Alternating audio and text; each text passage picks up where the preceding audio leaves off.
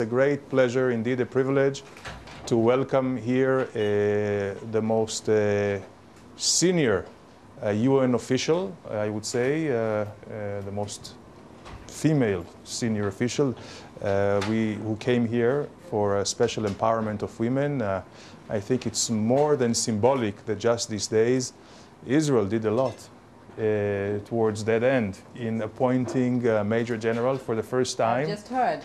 We have just heard. A woman Major General. Yes, she's the head of the Chief of Personnel, and we have always tried to be very fair to women.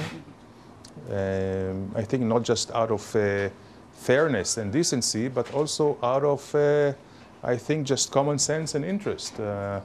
Women, you know, 50% of the population, some say 51% of the population, but they have always been in the forefront of building our nation since the pioneering days of 120, 150 years ago. So, most welcome officially. Secondly, you know that these are very trying times here in the Middle East. We wish all the peoples around us well, that they would be able to fulfill their dreams and the visions and what is due to them in terms of human dignity and rights in the most unviolent way. We also we would like to speak and give a message to our Palestinian neighbors that, you know, we also wish well to them. We would like to achieve peace. It's our own interest. It's a moral obligation for us as well. But we want to assure that peace will be based on really mutual recognition and coexistence and peaceful reconciliations. And for that, first and foremost, terrorism should be renounced. And this is why we were so taken aback by the new marriage of Hamas and Fatah. Of course, Hamas still has a chance to accept the quartet conditions, which the UN, of course, is one of the members of the quartet, namely renouncing terrorism, accepting all former agreements, and recognizing Israel. And also, I would like to take this opportunity, Dr. Migiro, to thank you and thank the UN, and also through you thank the Secretary General Ban Ki-moon for his call against these flotillas to Gaza. I think it was a very responsible and important call, because any flotillas to Gaza is against international maritime law. It's a provocation, and we hope everyone, all responsible governments in the region and beyond, will heed to the call of the Secretary General not to do that. Now, certainly after the opening of the Rafah by the Egyptians, it even more obviates any need for such a provocation. And with the Palestinians, we also wish that after they settle this issue with Hamas, they would come to the negotiation table. This is the only place where we can settle our disagreements, hopefully in a peaceful way. And we still call upon them not to go to the UN.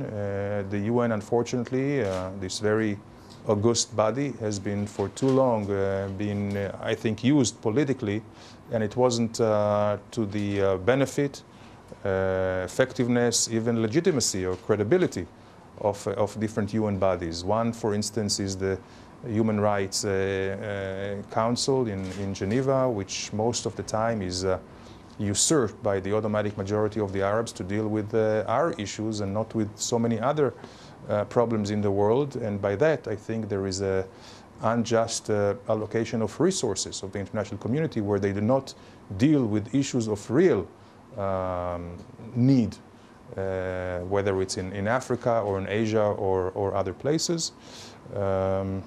Last thing, you know, there is this Durban 3, which supposedly should work against racism. And here again, we call not to be using this great platform of the UN, again, to try and discomfit Israel for political reasons. And again, we thank you so much for being here, and I'm sure we will discuss all the issues and more, since we really would like to increase our participation, our cooperation with the UN. Thank you so much for being here. Thank you. And welcome. It's a pleasure for me to be back in Israel, and I want to thank you for the warmth of reception. We started this morning with very good meetings.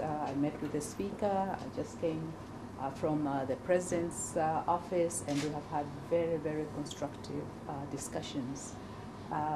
You have highlighted at the beginning of your statement one very important point, which is actually the one that brings me here. You know very well that I'm here to attend the international conference on women in science and technology, but also to mark the 50 years of Marshall Golda Meir Center.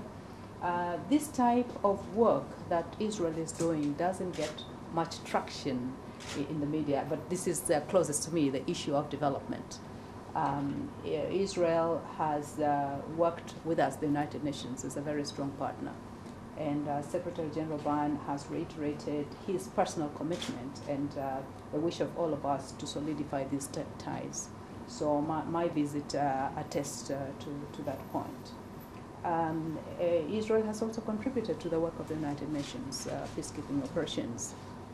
I've been to Haiti twice, and I have seen the good work that is being done by our peacekeeping mission there with the support of countries like yours.